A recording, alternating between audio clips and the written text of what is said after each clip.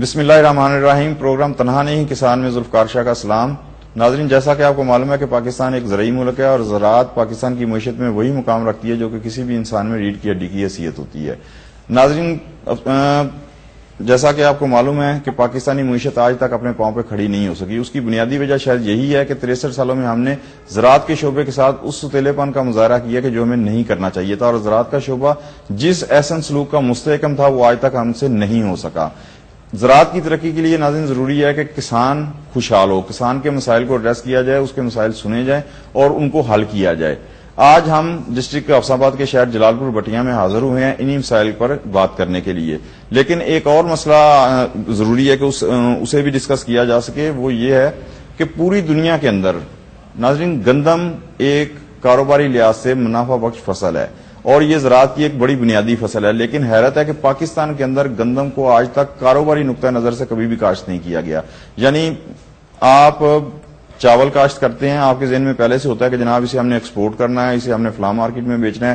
یہی حال کپاس کا ہے اور بہت سی دوسری فصلوں کا اور پھلوں کا ہے۔ لیکن گندم کی جب باری آتی ہے تو صرف یہ ہوتا ہے کہ جناب 20 من آپ کاشت کر لیں، 12 من سال کے لیے، 8 من شادی بیاہ میں یا کسی کو دینے کے لیے، اس کے علاوہ کسی اور پرپز کے لیے گندم کا ہمیں خیال ہی نہیں آتا۔ جبکہ آپ یہ دیکھیں کہ چاول ہوا یا دوسری چیزیں ہوئی وہ ہفتے میں ایک آدھ دفعہ استعمال ہوتی ہیں، گندم تو روزانہ 3 دفعہ استعمال ہوتی ہے۔ تو اگر ہم اس فصل کو گندم کو کاروباری نقطہ نظر سے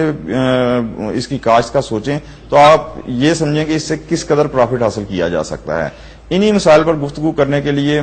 ناظرین ہمارے ساتھ آج شریک گفتگو ہیں رائے محمد زمان صاحب، جو کہ علی اکبر انٹرپرائزز کے زونل مینیجر ہیں پاکستان گجرانوالہ زون کے۔ ان کے ساتھ تشریف رکھتے ہیں مرزا عرفان غفور صاحب، جو کہ فرنچائزی ہیں ٹارگٹ زرعی مرکز جلال پور بٹیا کے۔ ان کے ساتھ اس علاقے کے ایک مشہور و معروف اگریسو فارمر جو ہیں جناب چودھری ذکاء اللہ تارڑ صاحب موجود ہیں۔ تو رائے صاحب، میں گفتگو کا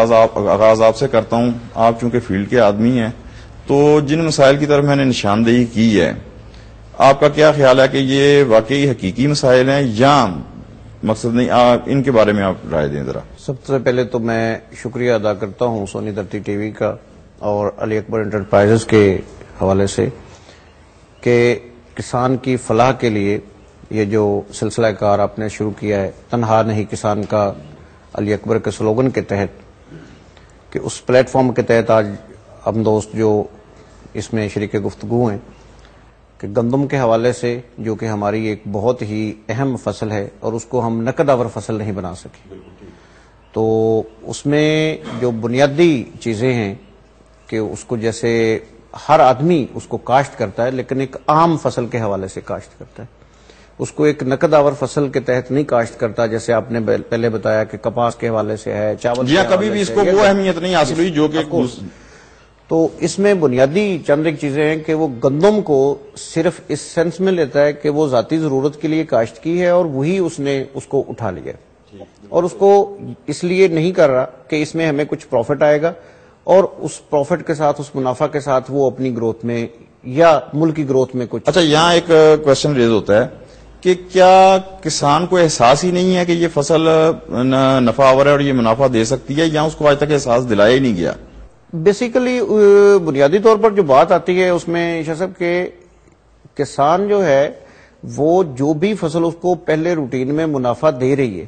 وہ اسی کو نقد آور سمجھ رہا ہے، یعنی وہ ایک سلسلہ چلا ہوا ہے، جمود کا شکار ہے۔ آپ کا مطلب ہے کسان وہ اس سے نکلنا نہیں چاہتا یا نکل سکا نہیں ہے، دوسرے لفظوں میں کہ اس کی پیداوار جو ہے فی ایکڑ وہ 20 سے 22 کے درمیان پچھلے ایک اشرے سے تقریباً آ رہی ہے، 20 سے 22 من پر ایکڑ، جبکہ میں آپ کو بتاؤں کہ ہمارے پڑوس میں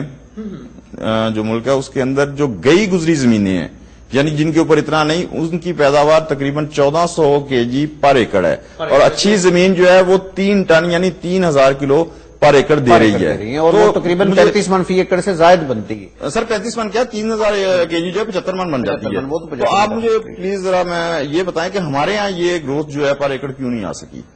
اس میں چند ایک بنیادی چیزیں ہیں کہ پہلی چیز آ جاتی ہے کہ تھوڑا سا اویئرنیس کا پرابلم آ رہا ہے کہ ہم اس کو ایک روٹین کی فصل لیتے ہوئے اس میں جو جدید طریقہ ہے کاشت ہیں اس کو اپنا نہیں پا رہے. دوسری بات کہ اس میں بیج کی جو اچھے بیج کا صحیح استعمال ہے وہ ہم پراپر نہیں کر پا رہے. تیسری چیز اس میں کہ جو بنیادی زرعی ضروریات اس کے لیے اہم ہیں، مثلا اس کے لیے جڑی بوٹی کا کنٹرول ہے، کھادوں کا ایک متناسب استعمال ہے،